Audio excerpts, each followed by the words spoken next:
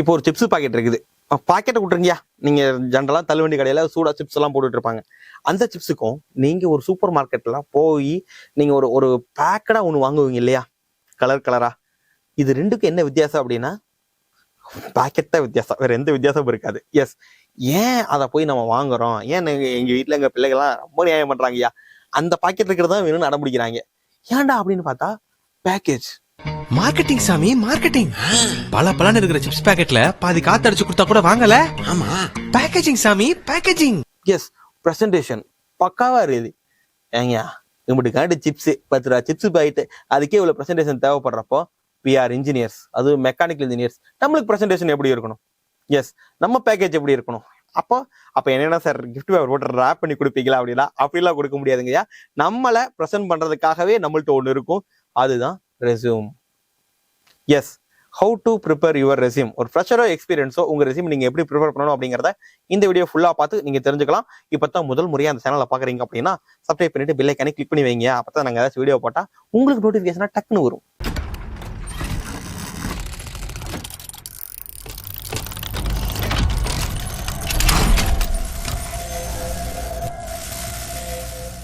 Welcome friends, உங்கள் KK எம்இசில இருந்து. ஏன்னா அந்த how to prepare your resume இன்னைக்குதான் ஏன் இருக்குதா சார், டீட்டெயில கொடுத்தா அது பாட்டு கொடுத்து அந்த 1 பேஜ் ரெஸ்யூம் வச்சிருப்பாங்க. பார்த்தாலே நம்மளுக்கு டென்ஷன் ஆகும். அதுல விஷயம் என்னன்னா, அதுல 1 பேஜ் ரெஸ்யூம் ரெடி பண்ணதெல்லாம் தப்பு கிடையாது. அதுல என்னென்ன இருக்குது இவங்கள்ட்ட கேட்டாவே தெரியாது. ஏன்னா அது இவங்க ரெடி பண்ணல, ஏஏ ரெடி பண்ணிச்சு. அப்ப பேசாம ஏஏ வேலைக்கு எடுத்துக்கலாம் போல. ஓகேவா? ஒண்ணு. ரெண்டாவது, இந்த ரெஸ்யூமை அப்டேட் பண்ணாம இருக்கிறது அதை விட பெரிய கிரைம்.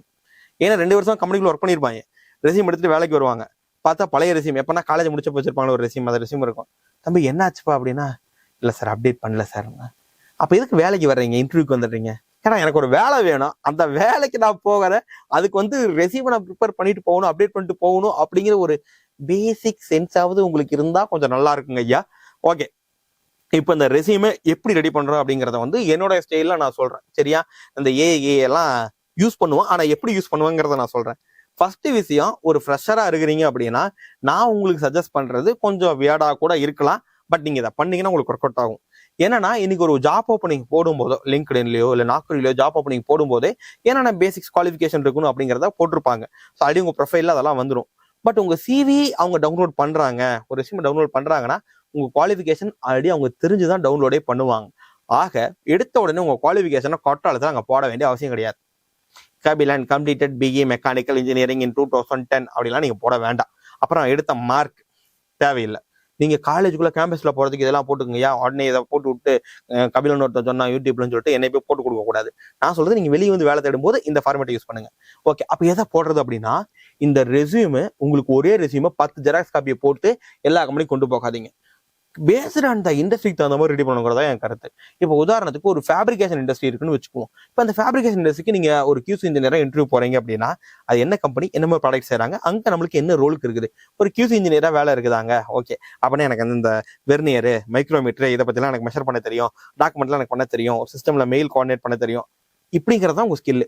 ஆக நீங்க எடுத்த உடனே இதை உங்க ஸ்கில் செட்டை ஃபர்ஸ்ட் எடுத்த உடனே காட்டுங்க. உங்களை வேலைக்கு எதுக்கு எடுக்கிறான், இதெல்லாம் செய்யறதுக்கு தான். இதெல்லாம் உங்களுக்கு தெரியுமா இல்லையான்னு நீங்க படிச்ச படிப்பை பார்த்தா தெரியுமா? எனக்கு சத்தியமா தெரியாது. ஆனா ஸ்கில் எல்லாம் இருக்குன்னு நீங்க போட்டிருந்தீங்கன்னா அதை பார்த்தோன்னா எனக்கு தெரியும். ஸோ அதை ஃபர்ஸ்ட் போடுங்க. அடுத்தது, இன்கேஸ் நீங்க எக்ஸ்பீரியன்ஸா இருந்தீங்க அப்படின்னா கடைசியா எங்க ஒர்க் பண்ணிட்டு இருக்கிறீங்களோ அதை ஃபர்ஸ்ட்ல போடுங்க. உங்க குவாலிஃபிகேஷன் தூக்கி பின்னாடி போட்டுருங்க. ஓகேவா? ஃபர்ஸ்ட் இதை போடுங்க. அப்புறம் நிறைய பேர் என்னன்னா, இந்த அடிஷனல் சர்டிஃபிகேஷன், ஈவன் நம்ம ஸ்டூடெண்ட்மே அப்படித்தான் போடுறீங்க. ஏன்னா இந்த இப்போ NDT படிச்சோம்னா அதை கொண்டு ஃபர்ஸ்ட் போட்டு வைக்கிறது தேவையில்லை. அந்த இண்டஸ்ட்ரிக்கு என்ன தேவையோ அதை போடுங்க. இப்போ நான் சொன்ன ஃபேப்ரிகேஷன் இண்டஸ்ட்ரிக்கு, இப்போ இதுவே ஒரு மேனுஃபேக்சரிங் இண்டஸ்ட்ரியில டிசைனுக்கு நீங்க அப்ளை பண்ண போறீங்க அப்படின்னா, இப்போ டிசைன்ல உங்களுக்கு என்ன சாஃப்ட்வேர் டூல் தெரியும்னு போடுறத விட அதுல என்ன மாதிரி ப்ராஜெக்ட்ஸ்லாம் நீங்க பண்ணிருக்கீங்க டிசைன்ல. நான் இப்போ இந்த இன்ஜினோட அவுட்டர் டயக்ராம்ஸ் நான் போட்டிருக்கேன், இன்ஜின் வால்வ் அசம்பிளி நான் பண்ணியிருக்கேன். ஸோ அப்படிங்கிறது எல்லாத்தையும் நீங்க ஃபர்ஸ்ட் மென்ஷன் பண்ணிட்டு, அதுக்கப்புறமா என்ன சர்டிஃபிகேஷன் படிச்சிருக்கீங்கன்னு மென்ஷன் பண்ணுங்க. அதுக்கப்புறமா நீங்க அதுல என்ன பண்ணுங்க, என்ன குவாலிஃபிகேஷன்ஸ் நீங்க போடுங்க. ஓகே, அதுக்கு கீழே அந்த பர்சனல் டீடைல்ஸ், அப்போ தான் டிக்ளரேஷன் எல்லாம் போட்டு கழுத்து போட்டுருவீங்க. அவ்வளவுதான். இது ஒரே பேஜுக்குள்ள தான் இருக்கணுமா சார்னா? ஐயா, எங்களுக்கு உண்மையாவே ப்ராக்டிக்கல் டிஃபிகல்டிஸ் என்னன்னு சொல்றேன். எனக்கு ஒரு 10 ரெஸ்யூம் இருக்குதுன்னா இந்த ஒரு பேஜ் ரெஸ்யூம் இருக்குதா டக்குன்னு பாத்துருவாங்க அப்படின்னு நீங்க சொல்லுவீங்க.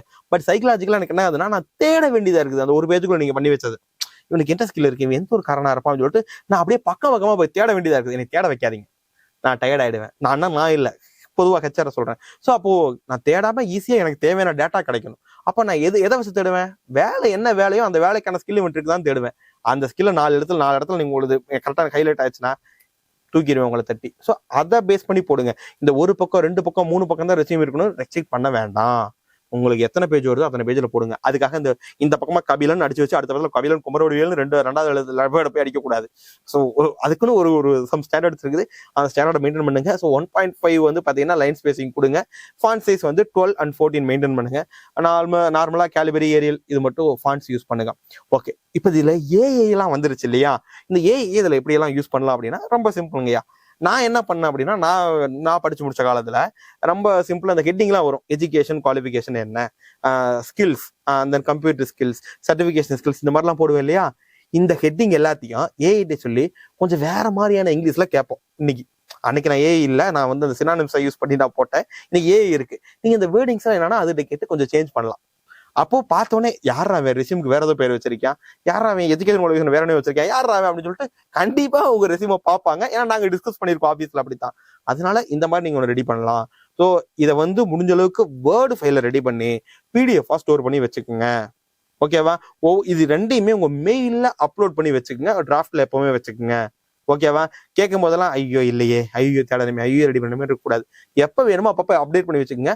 முக்கியமா இந்த ரெசியூமோட ஃபைல் நேம், ஐயோ அத நினைச்சா, ஏன்னா எல்லாருமே ரெசியூம் போட்டு வச்சா நான் டவுன்லோட் பண்ணா எப்படி வந்து எனக்கு ஸ்டோர் ஆகும்?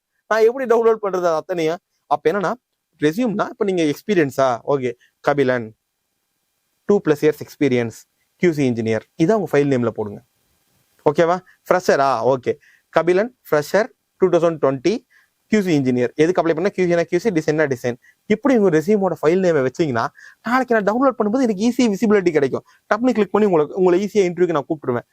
இவ்வளவுதாங்கய்யா. நீங்க ரெசியூம் ரெடி பண்ணும்போது ரொம்ப சிம்பிளா நீங்க ஒரு ஹெச்ஆரா இருந்து இதை பாத்தீங்கன்னாவே உங்களுக்கு ரொம்ப ஈஸியானதா இருக்கும்னு நினைக்கிறேன்.